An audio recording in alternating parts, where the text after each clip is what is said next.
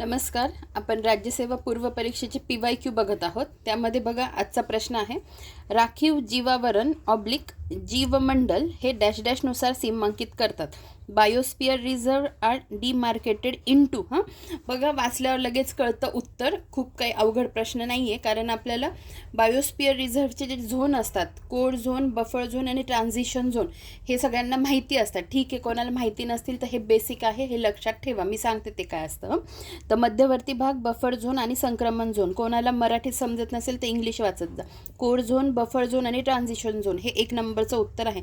बाकीचे 3 ऑप्शन लगेच इलिमिनेट होता का, तर मायक्रो इकॉलॉजिकल झोन असा कोणताही झोन नसतो, तो प्रत्येक याच्यात दिलेला आहे. त्यामुळे बाकीचे 3 ऑप्शन कट होतात आणि हे उत्तर राहतं.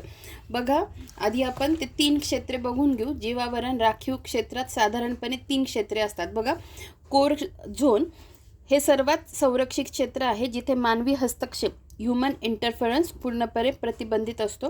नंतर मध्यवर्ती क्षेत्र बफर झोन, येथे मानवी गतिविधींना ह्युमन ॲक्टिव्हिटीज यांना परवानगी दिली जाते, पण ती पर्यावरणाला हानी पोहोचवणार नाहीत याची काळजी घेतली जाते. ठीक आहे. संक्रमण झोन, ट्रान्झिशन झोन हे क्षेत्र राखीव क्षेत्राच्या बाहेरील बाजूला असते आणि येथे मानवी वस्त्या, शेती आणि इतर आर्थिक क्रियाकलापांना परवानगी असते.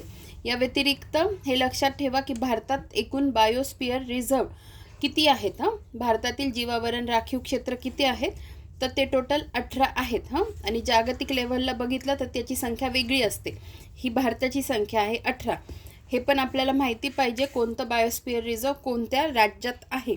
त्यानंतर तुम्हाला ही डायग्राम दाखवते. बघा, झोन्स ऑफ बायोस्फियर रिझर्व दिसते तुम्हाला. हा जो मधला असतो हा असतो कोर झोन, हा त्याच्या बाजूचा असतो नंतरचा बफर झोन आणि एकदम शेवटचा असतो तो ट्रान्झिशन झोन असतो. बघा इथे चित्र पण दाखवले आहे. इथे सगळे प्रोहिबिटेड असतात, कोणतीच ॲक्टिव्हिटी इथे चालत नाही. ठीक आहे.